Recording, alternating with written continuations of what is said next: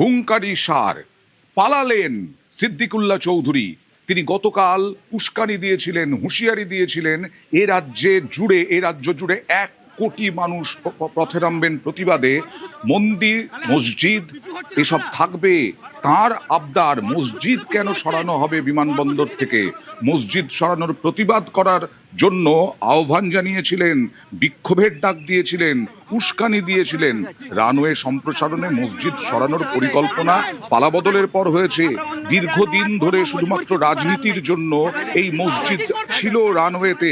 অভ্যন্তরীণ নিরাপত্তার প্রশ্ন থাকলেও মসজিদ সরানোর পরিকল্পনার প্রতিবাদে হুঙ্কার দিয়েছিলেন। গতকাল 1 কোটি মুসলিম নিয়ে প্রতিবাদের হুঙ্কার দিয়েছিলেন, কিন্তু এয়ারপোর্ট চত্বরে পুলিশের কড়া নিরাপত্তা, গিয়েও ফিরে গেলেন সিদ্দিকুল্লাহ চৌধুরী। कल जुमा है, इस जुमा के दिन बंगाल के 1 करोड़ मुसलमान माँ बहनों से गुजारिश की कि ये बैज पहनेंगे, नमाज पढ़ने जाएंगे, अल्लाह से दुआ करेंगे और पुरअमन एहतजाज करके चले आएंगे। গতকাল হুঙ্কার, আজ পলায়ন। প্রশাসন করা হতেই সিদ্দিকুল্লাহর জারি জুড়ি একেবারে খাতাম। কমলিকা ওখান থেকেই প্রতিবেদন পাঠিয়েছেন।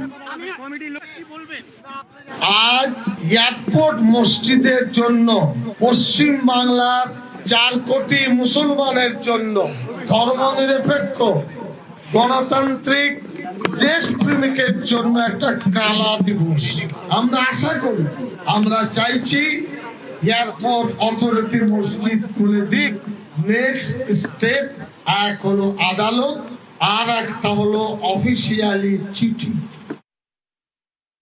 আজকে একটা অন্য রকমের চেহারা দেখা গেল, এটাও বলা যেতে পারে পরিবর্তনের চেহারা। কীরকম চেহারা? আজকে সিদ্দিকুল্লাহ চৌধুরী তিনি বলেছিলেন যে এয়ারপোর্টের এই যে ভেতরে যে মসজিদ, সেই মসজিদে নামাজ পড়তে দেওয়া বারণ করা হয়েছে জাতীয় সুরক্ষার কারণে, কিন্তু তিনি বলেছিলেন তিনি বেশ লোকজন নিয়ে এসে সেখানে তিনি নামাজ পড়বেন এবং কালো ব্যাচ পড়বেন, আরও নানান প্রোগ্রাম। আমরা কি দেখলাম সকাল থেকে? আমরা এই এয়ারপোর্টের 7 নম্বর গেটের বাইরে আছি। এখানে বিপুল পুলিশ দেওয়া আছে, সেন্ট্রাল ফোর্সেস, পশ্চিমবঙ্গ পুলিশ, বিধাননগর কমিশনারেটের প্রচুর পুলিশ দেখা গেল, এবং তার সাথে সাথে দেখা গেল যে রাস্তাও কোথাও কোনো আটকানো বা কোনো রকম গাড়িতে লোক আসা, এই চেহারা কি এই ছবি কিন্তু ধরা পড়েনি।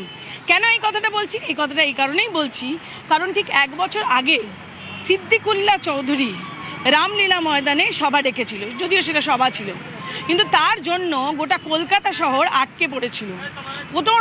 কোনো বাস গাড়ি যাতায়াত করতে পারেনি, এবং সেটা একটা অসহনীয় পরিস্থিতি তৈরি হয়েছিল। আর আজকে এই পরিবর্তনের পর যখন সিদ্দিকুল্লাহ চৌধুরী একটা ডাক দিয়েছেন, দেখলেন সিদ্দিকুল্লাহ চৌধুরী তো একেবারে বলা যেতে পারে চলেই গেলেন।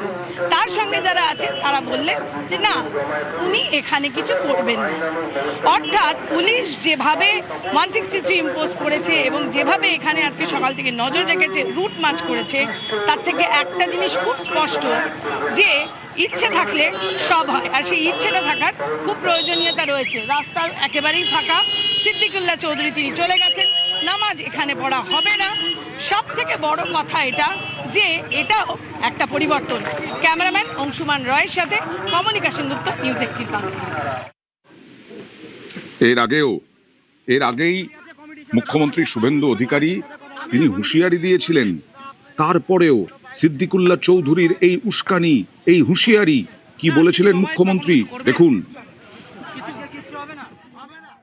জাতীয় নিরাপত্তা, বিমানবন্দরের নিরাপত্তা অগ্রাধিকার পাবে, এইটাই সরকার। অন্য সরকার হলে ধমকাতো, যেমন রেজিনগরের লোকটা ধমকাতো, এখন আর ধমকায় না। এই বিমানবন্দরের লোকেশন খুব গুরুত্বপূর্ণ নিরাপত্তার ক্ষেত্রে। চীন, বাংলাদেশ সব কাছে, আন্তর্জাতিক বিমানবন্দর। এইখানে এইভাবে খুলে রাখা যায় না। আমরা তো ধর্ম পালনে কাউকে বাধা দিইনি। বকরি ঈদও করেছেন, পশু হত্যা আইন মেনে করেছেন, মহরমেও বেরিয়েছিলেন অস্ত্র বাড়িতে রেখে, কোনো অসুবিধা নেই। ভদ্র থাকবেন, আইন মেনে চলবেন, ডিজে থেকে দূরে থাকবেন, নিজের ধর্ম নিজে পালন করবেন, অন্যর কানে গিয়ে ফুফু করার দরকার নেই। সব ঠিক চলবে, সুন্দর চলবে। আর বন্দে মাতরমটা গাইতে হবে, ঠোঁট না নাড়ালে হবে না, আমরা লক্ষ্য রাখছি। গত বছর এপ্রিল, তখন তো তৃণমূল জামানা, তখনও হুঙ্কার দিয়েছিলেন, হুঁশিয়ারি দিয়েছিলেন, উস্কানি দিয়েছিলেন এই সিদ্দিকুল্লাহ চৌধুরী। যদি বলতাম জ্যাম করব, তো 50টা জায়গায় 2000 করে বসে যেতাম, যেটা এখন হয়নি, পরে কিন্তু হবে। বলে করব, বলে প্রথমে জেলাকে একটু টাইট করি, তারপরে কলকাতার 50টি জায়গায় 10,000 হলে কত লাগবে? বাস এরা আসবে কলকাতায় বসে চিড়ে গুড় পানি বাতাসা মুড়ি খাবে আর একটু বসবে। বেলডাঙ্গায় অশান্ত হলো, সরকারি সম্পত্তি ভাঙচুর হলো, ব্যাপক অশান্তি হলো। তারপরে জানুয়ারি মাসেই তৎকালীন মুখ্যমন্ত্রী মমতা বন্দ্যোপাধ্যায় কি বার্তা দিয়েছিলেন দেখুন। ফ্রাইডে জুম্মাবার পবিত্র বার, যেমন শিবেরও বার, মা দুর্গারও বার, সন্তোষী মাতারও বার, তেমনি ফ্রাইডে জুম্মার নেওয়া যাবে।